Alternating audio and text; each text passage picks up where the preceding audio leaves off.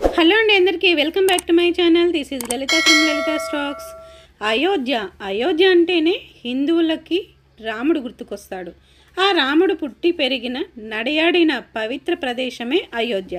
ఆ అయోధ్య గురించి ఈ వీడియోలో అయితే నాకు తెలిసిన ఇన్ఫర్మేషన్ని మీతో షేర్ చేసుకోవాలని ఈ వీడియో తీశాను. వీడియో అయితే స్కిప్ చేయకుండా చివరి వరకు చూడండి. అలాగే ఫస్ట్ టైం నా ఛానల్ని ఎవరైనా చూస్తుంటే లైక్ చేయండి, అలాగే సబ్స్క్రైబ్ చేయండి. ముందుగా ఆ రాముడు నడిచిన తిరుగాడిన స్థలంలో నేను కూడా నడుస్తుంటే నా మనసు అయితే ఎంతో ఆధ్యాత్మికం వైపు నడుస్తుంది. ఈ అయోధ్య వీధులలో నేను కూడా నడవడం నిజంగా చాలా అదృష్టంగా అనిపిస్తుంది.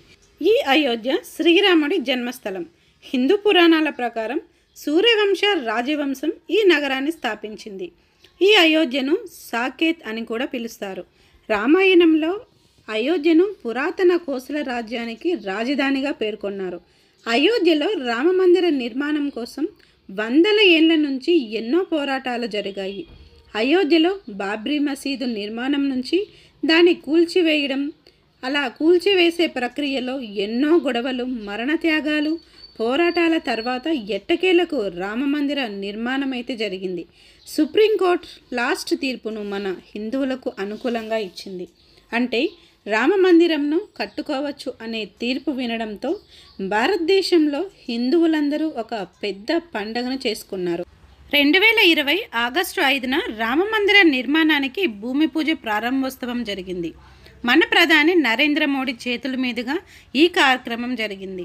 ఆలయ నిర్మాణం శ్రీరామ జన్మభూమి తీర్థ క్షేత్ర ట్రస్ట్ పర్యవేక్షించింది. 2024 జనవరి 22న బాలరాముడు అంటే ఆ రామ్లల్లా ప్రాణప్రతిష్ఠ జరిగింది. ముదురు రంగు కృష్ణశిలపై రామ్లల్లా 51 అంగుళాల పొడవుతో 5 ఏళ్ల బాలుడిలా విల్లు బాణం పట్టుకొని మనకు దర్శనమిచ్చాడు. ప్రాణప్రతిష్ఠ రోజు భారతదేశం మొత్తం ఐక్యమై ఒక పెద్ద పండుగలా జరుపుకున్నారు. ప్రతి ఇంట అంగరంగ వైభవంగా వేడుకలు జరుపుకున్నారు. ఈ పండుగలో మన తరం ఉన్నందుకు చాలా అదృష్టంగా భావించవచ్చు. అంతటి ఆ రామ్లల్ల విగ్రహమూర్తిని ప్రత్యక్షంగా అయోధ్యకు వెళ్ళి చూడడం నిజంగా పూర్వజన్మ సుకృతమని చెప్పుకోవచ్చు. విష్ణువు యొక్క 7వ అవతారమైన శ్రీరాముడు జన్మించిన ప్రదేశమే ఈ అయోధ్య. ఈ అయోధ్య రామ మందిరం చూడడానికైతే 2 కళ్ళు సరిపోవనిపిస్తుంది. ఎందుకంటే ఇక్కడ ఈ నిర్మాణం మొత్తం ఒక నగర శైలిలో ఉన్నట్లు నిర్మించారు. మొత్తం 2.77 ఎకరాల స్థలంలో నిర్మితమైన అయోధ్య రామ మందిరంలో 392 పిల్లర్లు, 44 తలుపులు, 5 మండపాలు ఉండడం ఒక గొప్ప విశేషంగా మనం భావించవచ్చు. అలాగే తూర్పు నుంచి పడమర వరకు అయోధ్య రామ మందిరం పొడవు 380 అడుగులు కాగా వెడల్పు 250 అడుగులు ఉంది. ఇక 161 అడుగుల ఎత్తుతో ఆలయాన్ని నిర్మించారు. ఆలయ స్తంభాల గోడలపై హిందూ దేవుళ్లకు చెందిన చిత్రాలు చెక్కారు. శ్రీరాముని చిన్ననాటి రూపమైన రామ్లల్లా విగ్రహాన్ని 3 అంతస్తుల్లో నిర్మిస్తున్న ఆలయంలోని గ్రౌండ్ ఫ్లోర్లో ఉన్న ప్రధాన గర్భగుడిలో ఉంచారు. ఇంత పెద్ద ఆలయ నిర్మాణంలో ఎక్కడా కూడా ఇనుము, సిమెంటు వాడలేదు. తేమ నుంచి నేలను రక్షించడానికి గ్రానైట్ ఉపయోగించి 21 అడుగులతో ఎత్తైన ప్లాట్ఫారంను నిర్మించారు. ఆలయ సముదాయంలో నీటి శుద్ధి కర్మాగారం, అగ్ని ప్రమాదాల రక్షణ కోసం నీటి సరఫరా, మురుగునీటి శుద్ధి కర్మాగారం, స్వతంత్ర విద్యుత్ కేంద్రం ఏర్పాటు చేశారు. ఈ ఆలయాన్ని దేశ సాంప్రదాయ స్వదేశీ సాంకేతికతతో పాటు నగర శైలిలో నిర్మించారు.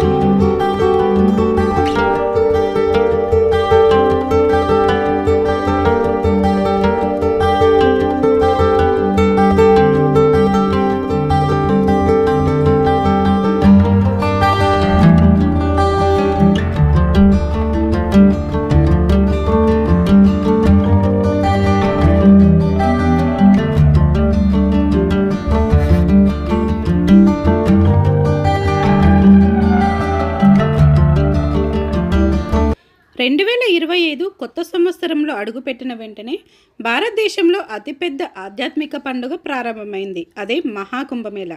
144 సంవత్సరములకు ఒకసారి వచ్చే మహాకుంభమేళలో త్రివేణి సంగమంలో పవిత్ర స్నానం ఆచరించి అక్కడి నుంచి జనాలు కాశీ, అయోధ్య తదితర ప్రాంతాలను చూడటానికి భక్తులందరూ తండోపతండాలుగా వచ్చారు. ఈ నేపథ్యంలోనే ఇక్కడ అయోధ్య రామ్లల్లాను చూడటానికి భక్తులందరూ అయోధ్యలో కిక్కిరిసిపోయారు. గుడి ప్రాంగణం మొత్తం జై శ్రీరామ్ అనే నినాదంతో దద్దరిల్లిపోయింది. ఇక్కడ రామమందిరంతో పాటు హనుమాన్ ఆలయం, దశరథ ఆలయం, సరయూ నది ఇంకా తదితర ప్రదేశాలు చూడవలసినవిగా చెప్పుకోవచ్చు. జై శ్రీరామ్, జై శ్రీరామ్. సో వీడియో అయితే నచ్చింది అనుకుంటున్నాను. నచ్చితే ఖచ్చితంగా లైక్ చేయండి, షేర్ చేయండి, సబ్స్క్రైబ్ చేయండి. సో మరో మంచి వీడియోతో మళ్ళీ నేను మీ ముందుకు వస్తాను. మహాకుంభమేళ జర్నీలో మేము ఏ ప్రదేశాలను చూసాము, అలాగే టెంపుల్స్ కూడా చాలా చూసాము. సో అవన్నీ వీడియోస్ అన్నీ నా ఛానల్లో అప్లోడ్ చేశాను. మీరు ఆ వీడియోస్ అన్ని చూడాలనుకుంటే మాత్రం నా ఛానల్లోకి వెళ్ళి చూడండి. అలాగే ఈ వీడియోలో డిస్క్రిప్షన్లో లింక్ ప్రొవైడ్ చేస్తాను, ఓపెన్ చేసి చూడొచ్చు.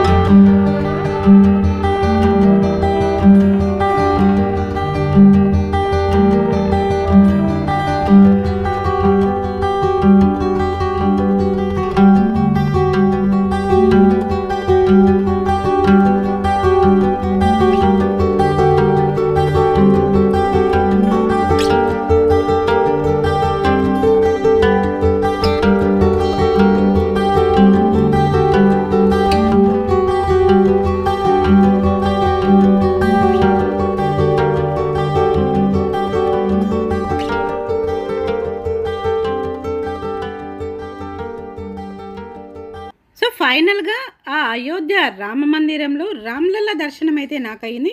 సో ఆ భాగ్యం నాతో పాటు మీకు కూడా కలగాలని నేనైతే మనస్ఫూర్తిగా అనుకుంటున్నాను. అలాగే ఖచ్చితంగా ఈ వీడియో అయితే నచ్చింది అనుకుంటున్నాను. నచ్చితే ఒక లైక్ ఇవ్వండి. అలాగే ఎవరైనా సబ్స్క్రైబ్ చేసుకోకుండా చూస్తుంటే ఖచ్చితంగా సబ్స్క్రైబ్ చేయండి. ఇంకో మంచి వీడియోతో, కొత్త టెంపుల్తో, మీకు తెలియని ఇన్ఫర్మేషన్తో, నాకు తెలిసిన ఇన్ఫర్మేషన్ తీసుకొని మళ్ళీ మీ ముందుకు వస్తాను. అంతవరకు బాయ్ బాయ్.